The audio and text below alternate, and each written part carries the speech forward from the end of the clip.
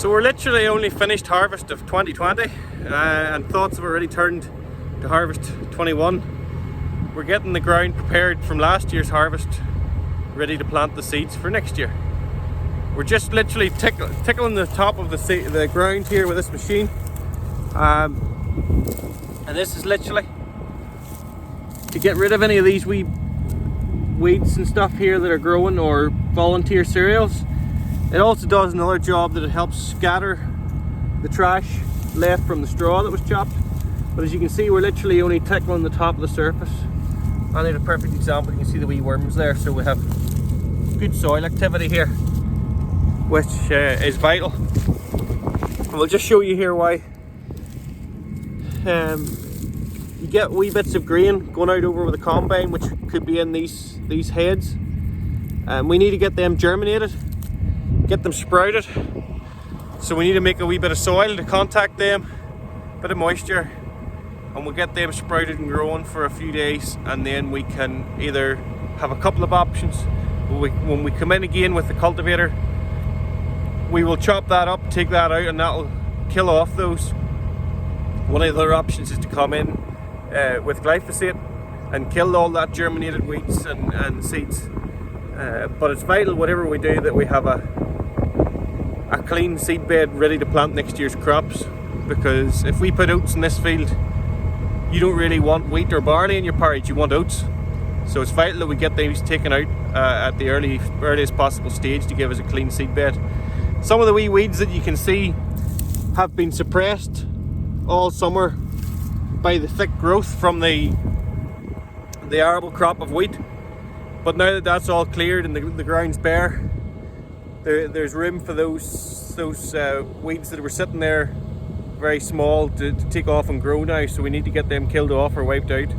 So the run with the cultivator will chop them up, kill the ones that are currently there, and any wee seeds that have been lying dormant will help to get them to chit and bud and start to grow. And then we can, when we come in again with the cultivator to do our sowing pass, we will chop them up and that will kill them off again. Now, unfortunately, this is a necessary job, but every time you run across the field, you're using fuel, you're burning fuel, so you're causing an element of pollution.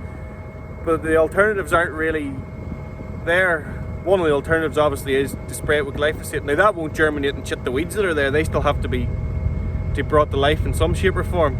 But it's just a note that if government's going down the line of less chemicals to kill the weeds, well, the alternative is that once we germinate these weeds and get them to grow, the only option we have to kill them if we hadn't glyphosate would be to go in with the cultivator again and burn fossil fuels.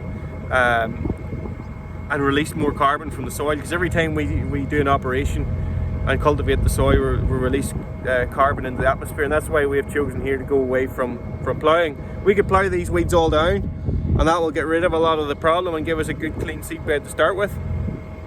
But worldwide the thinking is, and local government thinking, which is vitally important going forward, is that they do not want you to plough.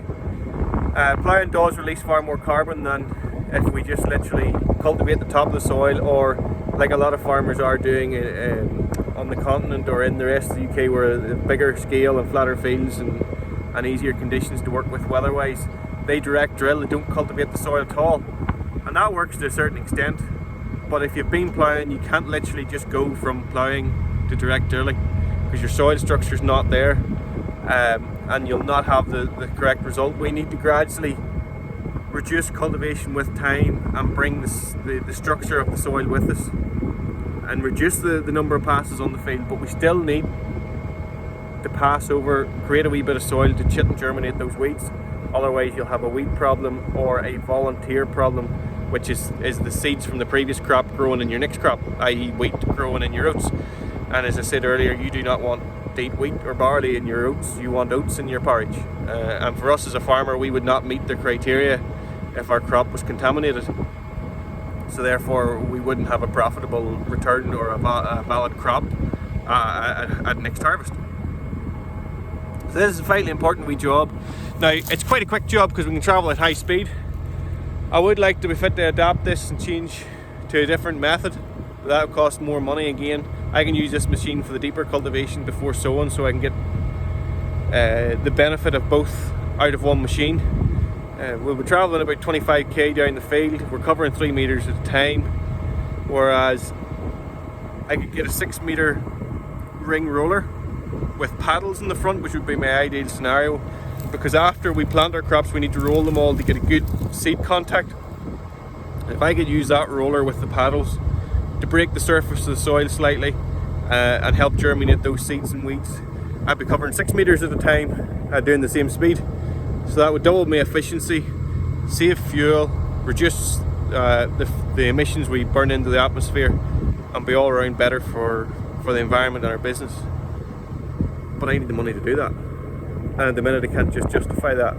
We're trying to it's a gradual process. We have to get there steadily, and unfortunately environmentalists and government have to understand that. We can't just jump from one to the other at a flick of a switch, and that also won't work. So we'll show you how the machine operates here a wee bit to see, but this is the first process in preparing for the 2021 harvest. So as you can see, the machine has got 2 rows of legs which can be dropped in at any depth into the ground. Now we're only tickling the ground at 1 inch deep at this stage. When we go to plant the crops we'll go a wee bit deeper because we need a better seed bed. And then we have 2 rows of discs. They run at opposite angles so that as you pull them they cut into the soil, lift the soil, and scatter it better, and gives us that wee bit of tilt. We'll see how she operates here now. We get up a wee bit of speed, it works even better because it starts to scatter and spread the seeds and the soil. So we get an evener run in the field, and we get a better seed bed for the work in after because it's a lot more even. Get the speed up here and we'll show you how it really operates.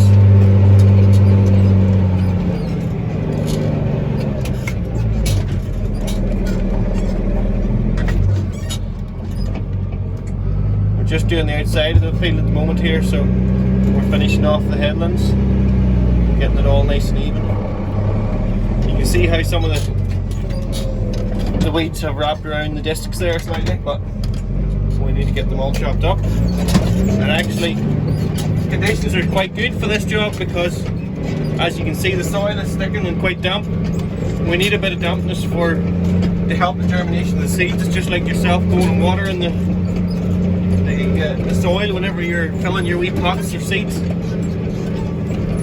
Although we give our right arm at the moment for a couple of weeks dry weather to help all our neighbouring farmers finish harvest of 2020 and allow us to make sure we can get 2021 in, because we want a good dry seed bed when we're preparing the soil to make sure we don't cause compaction and create more issues whenever we're putting the seeds in. We want to get them off to the best start possible.